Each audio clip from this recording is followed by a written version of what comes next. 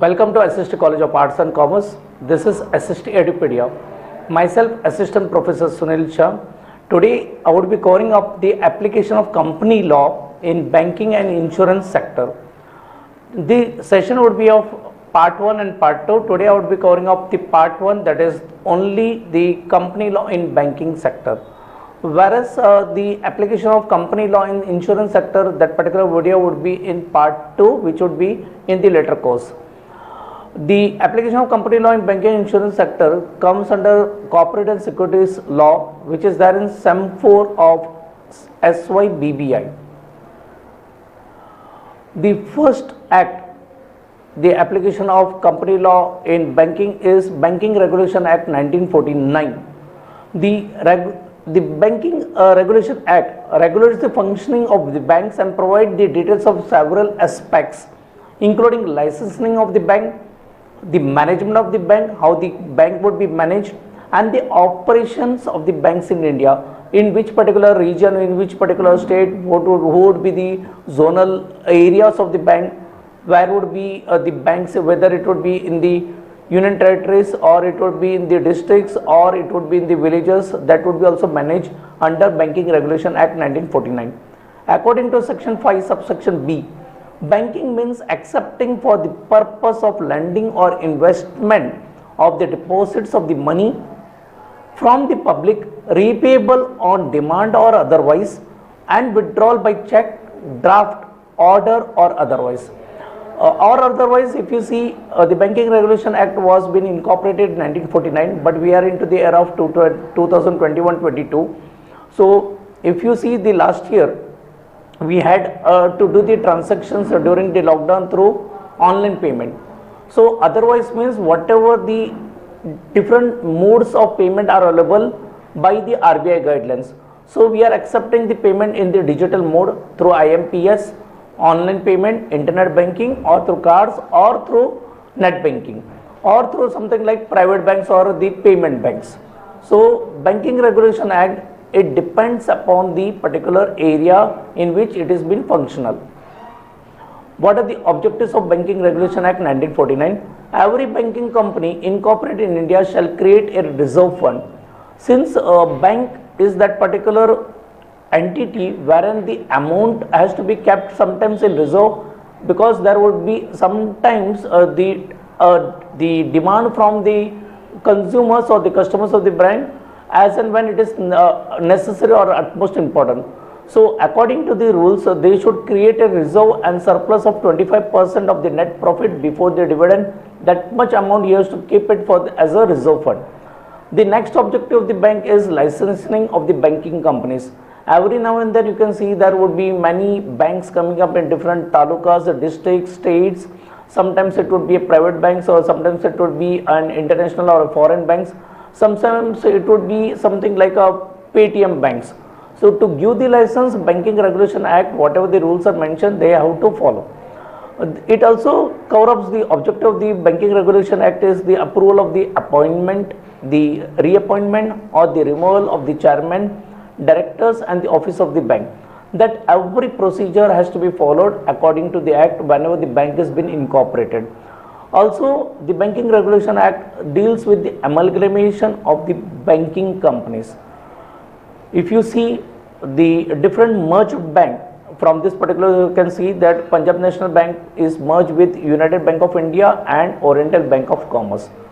In the last few years, you can see that Union Bank is been merged with Andhra Bank and the Corporation Bank. Indian Bank with Allahabad Bank and Canara Bank with the Syndicate Bank. So whenever the banks are merging with each other, they should follow the rules, regulations, the provisions of the law, which is been specified under Banking Regulation Act 1949. Coming to the functioning of the Banking Regulation Act 1949, Section 8 deals with prohibition of the trading. No banking company should trade among themselves. They should not give some offers to the customers of the bank. They shouldn't do the trading business. If you see the rule according to Section 8 of the Banking Regulation Act 1949, a bank cannot go directly or indirectly deal with the buying and selling or bartering of the goods. So this is the main criteria when the bank has been incorporated. This has to be taken into care by the chairman or the directors of the bank, that they cannot do directly or indirectly buying and selling or bartering of the goods. They cannot give the hundi or the bill of exchange or the promissory note. They cannot barter with them among the other banks.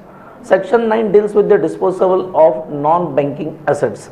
So whatever the assets are there of the bank, they should be properly been disposed of, and the rules has to be followed which has been specified under section 9. Banks cannot hold the immovable property not more than 7 years, and in some extra cases, in some particular cases, RBI on application by the bank may extend the holding of immovable property for more extra 5 years. So 12 years in all could be given if it is been made application would be done by the bank, and if it has been approved by RBI, then the bank can hold the immovable properties for 12 years. Section 13 deals with the payment of commission. According to section 13 of the Banking Regulation Act 1949, a bank is not permitted to pay directly or indirectly by way of commission, brokerage, discount or remuneration on the issue of its shares in excess of 2.5% of the paid up values of the share. So the commission is been fixed by RBI. The fixed commission is 2.5% of the paid up values of the share. It cannot go more than that. Coming to the powers of RBI, RBI derives an extensive power during RBI under the RBI Act as well as Banking Regulation Act, because we are learning both this act. The power of RBI under Banking Regulation Act is under section 10, section B. Power of Reserve Bank is to appoint the chairman of the board of the directors appointed as a whole-time director or the whole-time managing director of the banking company. Section 35A, a very important section under the RBI and read with Banking Regulation Act, is that power of Reserve Bank is to give directions in the public interest or in the interest of banking policy.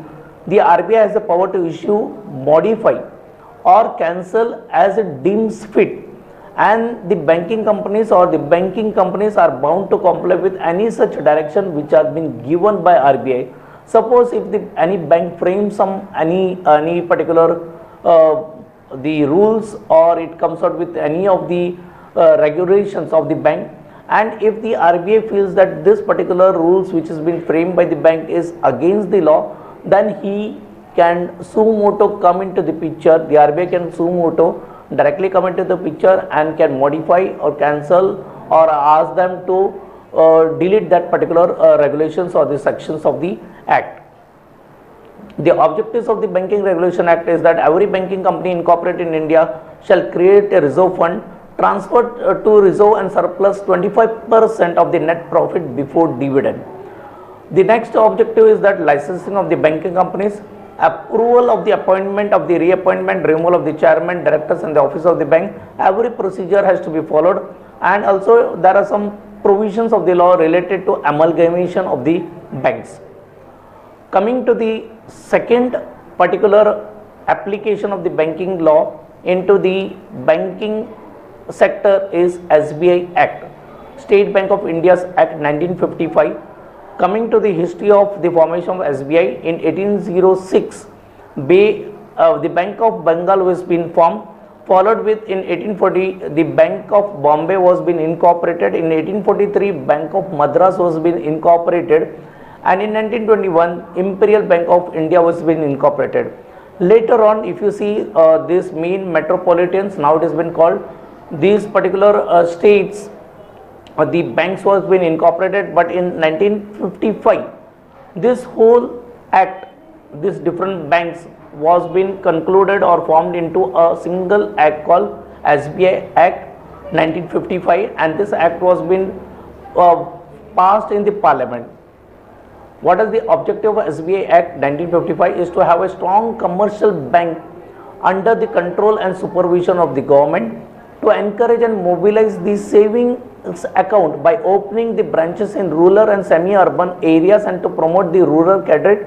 So if you see in India, many people are living in the rural areas, to encourage the people who are staying in the village to have the habit of banking, to encourage this thing. the SBI Act was been formed, and if you see in most of the rural areas, State Bank of India would be always present. The next objective of the SBI Act was that to establish a government partnership in the provisions of the cooperative credit. So normally in SBI, in many of the rural areas, many cooperative societies are there related to cattle field, or would be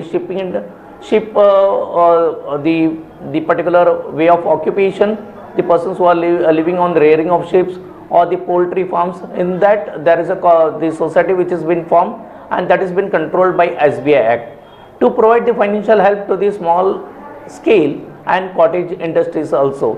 The SBI Act was been formed to give the loans to those particular farmers. The next act is RBI Act 1934, but if you see, it was commenced and has its operation on 1st of April 1935. Although it is RBI Act 1934, but it was incorporated and it was passed and it was commencing in picture from 1st April 1935. The main function is to regulate the issue of bank notes, to maintain the reserves with the view of securing monetary stability, to operate the credit and currency system of the country. If you see in the last lockdown, what we faced in 2020 and 2021, RBI had to frame its policy again and again, and that was the main role of RBI. RBI can accept deposit from central and state governments without interest. It can purchase the discount of the bills from the commercial banks. It can purchase the foreign exchange from banks and sell it to them. It can also provide the loans to the bank and state financial corporation. To regulate the issue of banknote is the main function of RBI.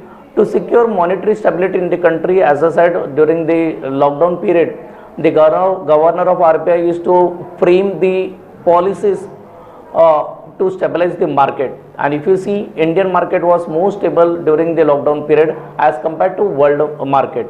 To meet the economic challenges by modernizing the monetary policy framework. In this lockdown period, many people were doing the online business. Many people were collecting the payment through digital mode. So this is also the rules and regulations which have been framed by RBI Act. The functions of RBI is to issue the notes. To the Reserve Bank has the monopoly of printing the currency notes in the country. It has various branches where the currency notes have been printed. The banker, it is the next one is the banker to the government. The second important function of the Reserve Bank of India is a banker, agent and advisor to the government of India and its states, including union territories. It is a banker's bank, so whenever the bank, any banks in the rural or union territories or in the villages requires money, they will go to the banker's bank, that is RBI, to have that particular fund if it is needed. The Reserve Bank performs the same function for the commercial bank as the other banks ordinarily perform for its customers.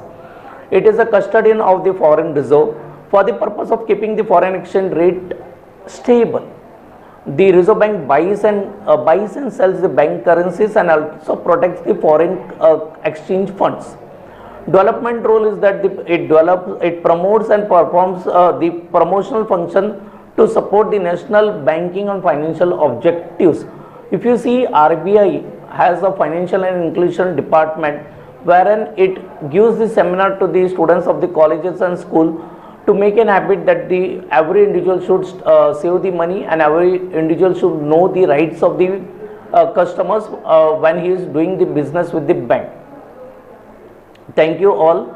So this was the first part related to application of company law in the banking industries. Insurance part would be in my forthcoming video. Thank you from my side.